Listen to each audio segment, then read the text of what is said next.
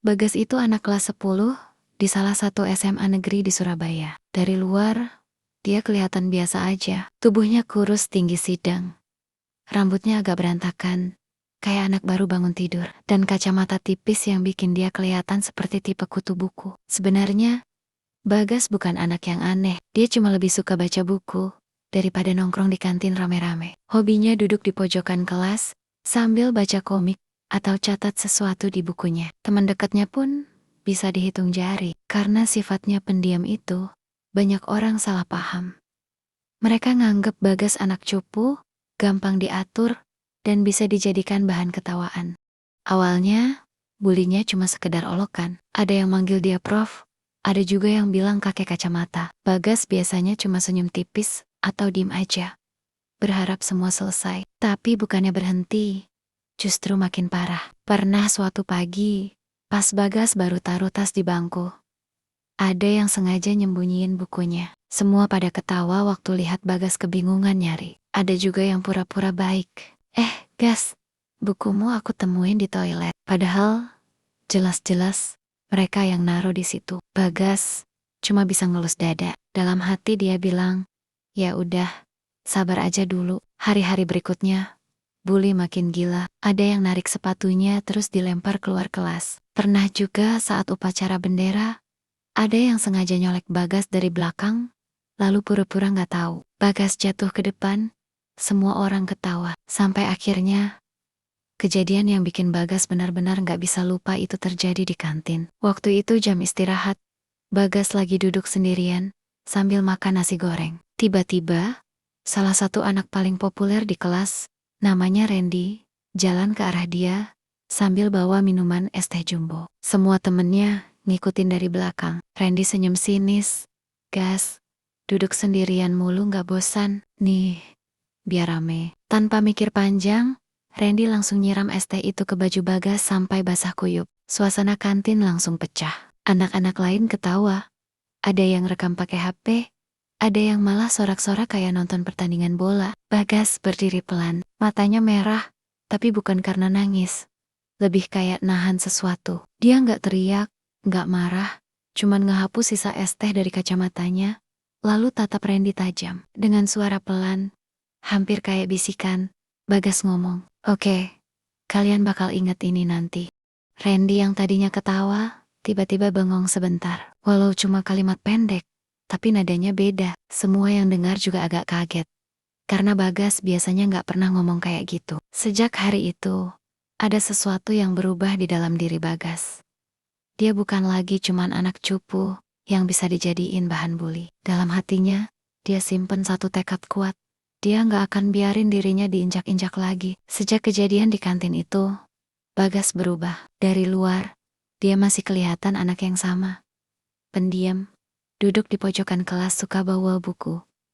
Tapi di dalam dirinya, ada api yang terus nyala. Dia udah janji sama diri sendiri, dia nggak bakal terus jadi bahan ketawaan. Awalnya, Bagas mulai dari hal kecil.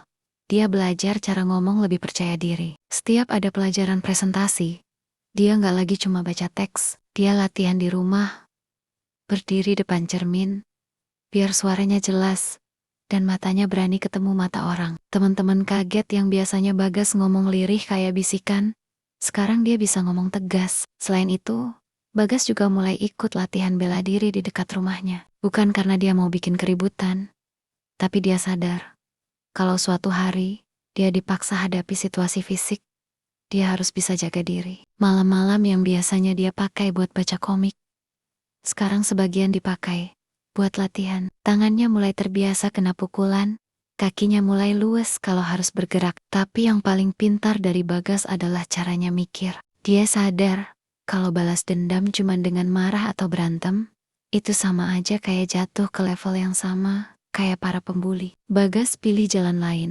Dia bakal ngalahin mereka dengan otak. Dia mulai memperhatikan satu persatu orang yang sering ngebully dia.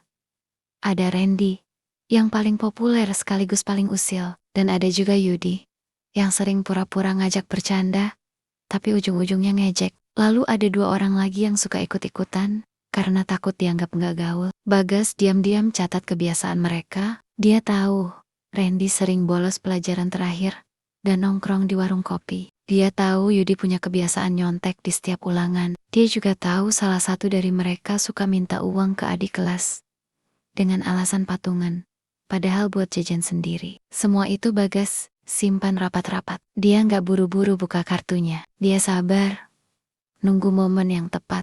Sampai suatu hari, kesempatan itu datang. Saat ulangan matematika, guru yang terkenal tegas tiba-tiba keliling kelas. Tanpa diduga, guru itu nemuin kertas kecil di meja Yudi yang berisi contekan. Semua orang kaget. Apalagi Yudi yang biasanya sok pintar. Tapi Bagas cuma menunduk, senyum tipis, karena dialah yang diam-diam kasih tanda ke guru sebelumnya. Yudi langsung dipanggil ke ruang BK. Reputasinya runtuh dalam sekejap. Teman-teman mulai berbisik-bisik. Wah, jadi selama ini dia nyontek. Belum selesai sampai situ. Beberapa minggu kemudian, giliran Randy.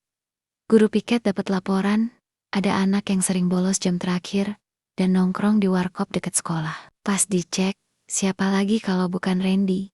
Berita itu cepat banget nyebar, bahkan sampai ke wali kelas. Randy yang biasanya jalan dengan kepala tegak dan dikerubutin banyak teman, mulai kelihatan minder. Ada beberapa yang mulai jaga jarak, takut ikut-ikutan kena masalah. Bagas nggak pernah bilang apa-apa. Dia tetap jadi dirinya yang biasa.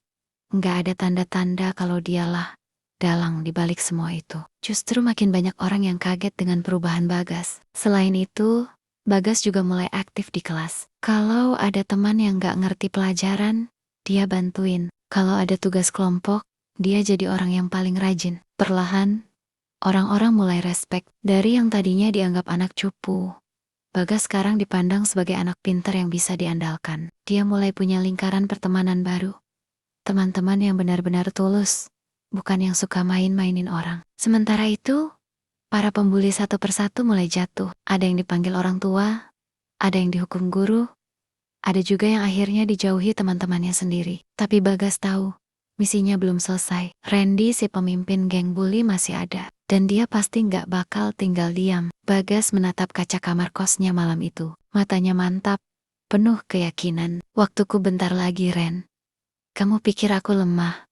Tunggu aja, aku bakal buktiin kalau semua yang kamu lakuin dulu bakal kamu sesalin. Hari-hari di sekolah makin berubah. Nama Bagas, yang dulu sering jadi bahan ketawaan, sekarang malah sering disebut-sebut dengan rasa kagum. Anak-anak lain mulai sadar kalau ternyata Bagas bukan anak lemah, tapi justru pintar, sabar, dan berani. Sementara itu, posisi Randy sebagai raja populer pelan-pelan goyah. Banyak teman yang dulu ngikut dia, sekarang mulai ngejauh. Apalagi setelah beberapa kali Randy ketahuan bolos dan dimarahi guru. Dari yang biasanya jadi pusat perhatian, sekarang dia lebih sering duduk sendirian di kelas. Pura-pura tidur biar gak ada yang ngajak ngomong. Tapi sifat Randy gak berubah. Dalam hatinya, dia kesal banget sama Bagas. Dia yakin semua yang terjadi akhir-akhir ini ada hubungannya sama anak yang dulu sering dia remehin itu. Sampai suatu hari, saat jam pulang sekolah, Randy sengaja ngehampirin Bagas di parkiran motor. Mukanya dingin, tatapannya tajam. Beberapa temannya yang tersisa ikut di belakang. Walau kelihatan nggak seberani dulu. Gas, kata Randy pelan. Gue tahu, lo yang bikin hidup gue hancur di sekolah. Lo puas sekarang? Bagas berhenti, menatap Randy tanpa mundur. Di belakangnya ada dua temannya yang baru. Anak-anak baik, yang sering dia bantu belajar. Mereka ikut tegang, takut ada ribut. Aku cuma ngelakuin apa yang harus aku lakuin, Ren. Jawab Bagas tenang. Semua yang kebongkar itu kan emang kesalahan kamu sendiri. Aku cuma ngasih cermin. Randy menggertakkan gigi, tangannya mengepal. Suasana kayak mau meledak. Tapi anehnya, Bagas nggak goyah sama sekali. Tatapannya stabil. Suaranya mantap. Dan beberapa detik hening. Lalu, Randy malah melempar pandang ke bawah. Bahunya turun, napasnya berat. Seolah semua amarahnya hilang. Diganti rasa capek. Aku nggak nyangka lo bisa kayak gini, Gas. Katanya pelan. Gue kira lo bakal selamanya jadi bahan ketawaan. Gue kira lo nggak punya nyali tapi ternyata lo bisa bikin semua orang ninggalin gue. Bagas menarik napas, lalu bilang, Ren, aku nggak pernah niat bikin kamu hancur. Aku cuma pengen kamu ngerti, kalau ngerugiin orang lain, Suatu saat pasti balik ke diri sendiri. Kamu lihat kan sekarang, kamu kehilangan temen, bukan karena aku, tapi karena ulahmu sendiri. Kata-kata itu kayak tamparan keras buat Randy. Dia diam cukup lama, matanya memerah. Lalu tiba-tiba dia duduk di bangku parkiran, nutup wajah dengan kedua tangannya. Untuk pertama kalinya, si anak populer itu kelihatan rapuh. Dan salah satu temannya nyeletuk, "Ren, udahlah, minta maaf aja." Suasana jadi sepi. Semua mata tertuju ke Randy, yang akhirnya berdiri lagi dan melangkah pelan ke arah Bagas. "Gas," suaranya lirih. "Gue minta maaf. Gue salah. Gue kira ngejek orang itu seru. Bikin gue kelihatan hebat. Tapi ternyata, sekarang gue sendiri yang hancur. Gue sangat menyesal." Bagas gak langsung jawab. Dia menatap Randy lama, memastikan permintaan maaf itu tulus. Lalu dia tersenyum tipis. "Ren, aku udah maafin kamu dari lama. Aku cuma pengen kamu ngerti satu hal, jadi kuat itu bukan berarti bikin orang lain jatuh. Jadi kuat itu kalau kita bisa bikin orang lain ikut berdiri bareng kita." Randy terdiam. Kata-kata itu nyangkut di kepalanya. Dan sejak hari itu, dia gak pernah lagi ngebully siapapun. Walau butuh waktu lama buat dia bangun lagi, tapi setidaknya dia mulai belajar jadi orang yang lebih baik. Sementara Bagas, dia benar-benar jadi sosok yang berbeda. Dari anak pendiam yang sering direndahkan, dia tumbuh jadi remaja yang disegani. Bukan karena dia jago berantem, tapi karena dia bisa nunjukin kekuatan lewat cara yang elegan, sabar, cerdas, dan berani.